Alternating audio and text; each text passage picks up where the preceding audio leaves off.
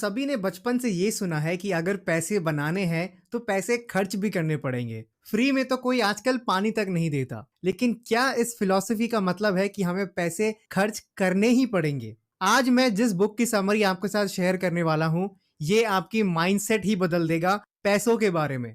और video and होने तक आप इतना कुछ सीख जाएंगे जो 99% लोग इंडिया में जानते ही नहीं है। जैसे लोन्स होना जरूरी क्यों है, ऑपरेसिव डेट एंड इनरेचिंग डेट में फर्क क्या है, डेट रेशियो क्या होता है, फाइनेंशियल LIFE मेथड क्या है, और कैसे एक स्ट्रेस फ्री लाइफ जीनी है जिसमें आप बिल्कुल ही फाइनेंशियली फ्री हो, यानी आप कैसे फाइनेंशियल फ्रीडम की ओर पहुंच सको। इस वीडियो को बिल्कुल पूरा ही देखिएगा, चाहे आप वीडियो की स्पीड बढ़ा दो, क्योंकि ये वीडियो सिर्फ आपके लिए ही नहीं पूरे देश के लिए बहुत ज्यादा जरूरी है। इंडिया में हमें फाइनेंशियल नॉलेज बहुत ज्यादा कम है और इस वीडियो के थ्रू मैं उसे खत्म करने जा रहा हूं।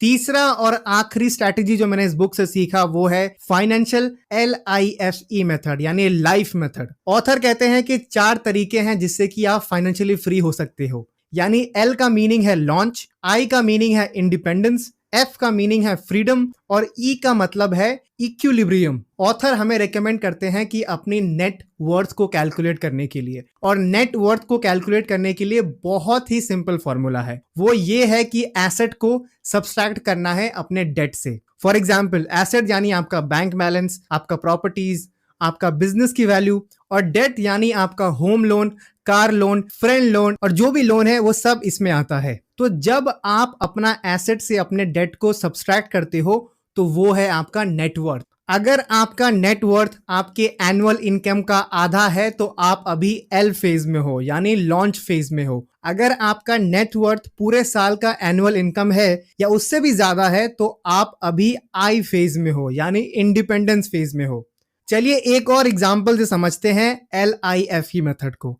इमेजिन करते हैं कि एक फैमिली है, यानी कुमार फैमिली। वो पिछले कुछ सालों से अपने पैसों को बहुत अच्छे से मैनेज कर रही है, यानी वो अपने पैसों को सेव कर रही है और कुछ पैसे इन्वेस्ट कर रहे हैं और कुछ पैसे वो अपने बच्चों की एजुकेशन के लिए सेव कर रहे हैं और साथ ही साथ अपने रिटायरमेंट की भी प्लानिंग कर रहे हैं। तो ये already launch and independent phase से ऊपर आ चुके हैं। और जब तक आपका नेटवर्थ आपके एनुअल इनकम का 5 गुना ना बन जाए तब तक आप इंडिपेंडेंस फेज में ही रहोगे।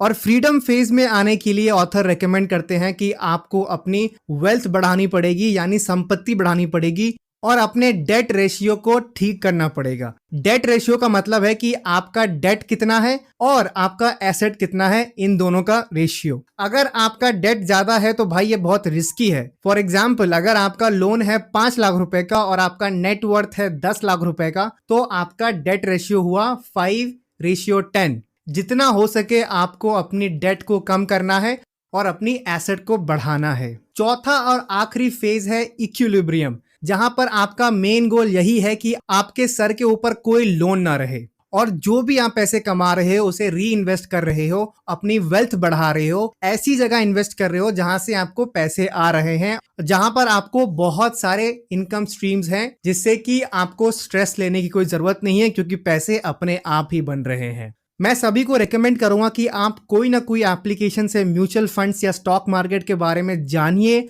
और बिल्कुल मिनिमम अमाउंट से इन्वेस्ट करना शुरू करिए। जितना जल्दी आप सीखोगे उतना जल्दी ही आप अमीर बन पाओगे।